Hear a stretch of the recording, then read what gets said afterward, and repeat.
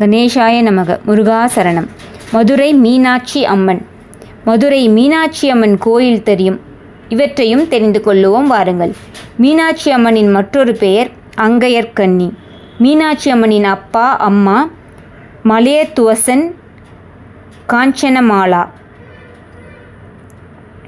மீனாட்சி அம்மனின் சிலை மரகத கல்லினால் ஆனது.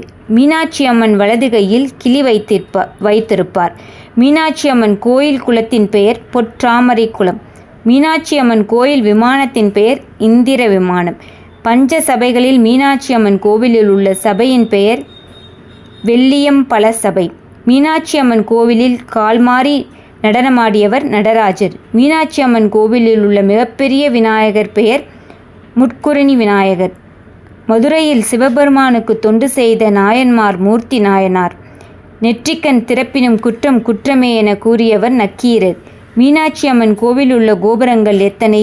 14 கோபுரங்கள். மீனாட்சி அம்மன் கோவிலின் மிக உயரமானது தெற்கு கோபுரம். மீனாட்சி அம்மன் கோவிலில் உள்ள புகழ்பெற்ற மண்டபம் எது? ஆயிரங்கால் மண்டபம். நவகிரக ஸ்தலங்களில் மீனாட்சி அம்மன் கோவில் புதன் ஸ்தலமாகும்.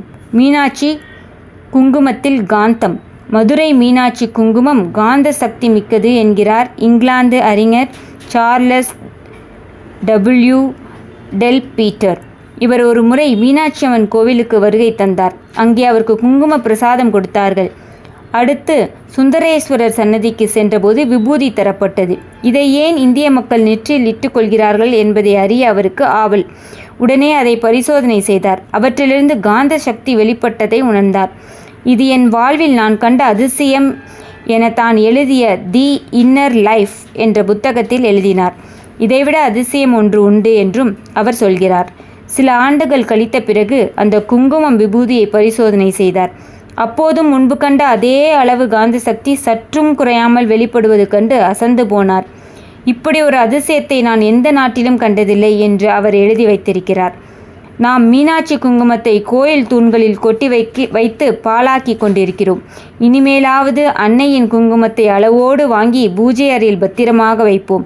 அன்னையின் அருட்கடாட்சம் என்றும் நிலைத்திருக்க செய்வோம். நன்றி.